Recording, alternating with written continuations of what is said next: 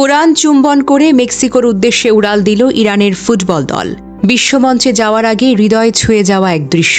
মেক্সিকোর উদ্দেশ্যে রওনা হওয়ার আগে ইরানের ফুটবলাররা সারিবদ্ধভাবে দাঁড়িয়ে পবিত্র কুরআনকে চুম্বন করেন। কেউ মাথা নত করে দোয়া করেন, কেউ বা দুই হাত তুলে আল্লাহর কাছে নিরাপদ যাত্রা ও সফলতা কামনা করেন। এরপরে তারা বিমানে ওঠেন বিশ্বকাপের পথে।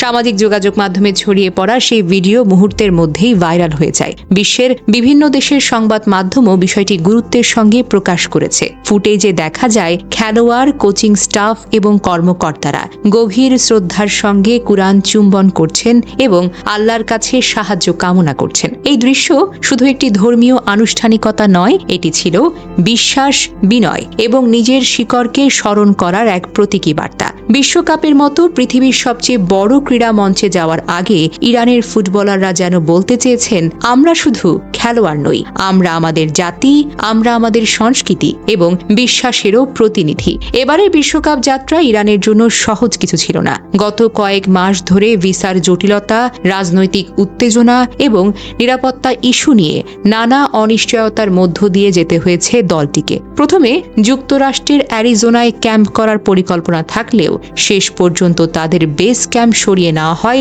মেক্সিকোর সীমান্তবর্তী শহর টিজুয়ানায়। পরে ফিফার অনুমোদনও পাওয়া যায়। বিভিন্ন আন্তর্জাতিক গণমাধ্যম জানিয়েছে, খেলোয়াড়রা শেষ মুহূর্তে ভিসা পেলেও কিছু কর্মকর্তা ও স্টাফ সদস্য ভিসা জটিলতায় পড়েছিলেন।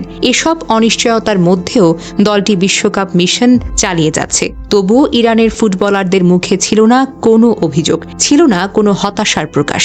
বরং তারা আল্লাহর ওপর ভরসা রেখে নিজেদের দায়িত্ব পালন করতে যাত্রা শুরু করেছেন। এটাই এখন একজন প্রকৃত বিশ্বাসীর পরিচয়। খেলাধুলা মানুষের শরীরকে শক্তিশালী করে, আর বিশ্বাস মানুষের মনকে শক্তিশালী করে। যখন এই দুইয়ের সমন্বয় ঘটে, তখন একজন ক্রীড়াবিদ শুধু মাঠের খেলোয়াড় থাকেন না, তিনি হয়ে ওঠেন একটি জাতির অনুপ্রেরণা। ইরানের জাতীয় ফুটবল দল সেই অনুপ্রেরণারই একটি সুন্দর উদাহরণকে তুলে ধরেছে। বিশ্বকাপ জিতবে কি জিতবে না সেটা ভবিষ্যৎ বলবে, কিন্তু বিশ্বকাপের আগে কুরআন চুম্বন করে যেভাবে তারা আল্লাহর সাহায্য প্রার্থনা করেছে, সেই দৃশ্য ইতোমধ্যে কোটি মানুষের শ্রদ্ধা অর্জন করেছে। আজকের পৃথিবীতে যখন অনেকেই নিজেদের পরিচয় বা বিশ্বাসটাকে লুকিয়ে রাখতে স্বাচ্ছন্দ্য বোধ করে, তখন বিশ্বমঞ্চে যাওয়ার আগে নিজের ধর্মীয় বিশ্বাসকে সম্মানের সঙ্গে প্রকাশ করার সাহসও তো প্রশংসার দাবিদার। ফুটবল শুধু গোলের খেলা নয়, ফুটবল হলো আবেগের খেলা, ফুটবল হলো পরিচয়ের খেলা। আর ইরানের ফুটবলাররা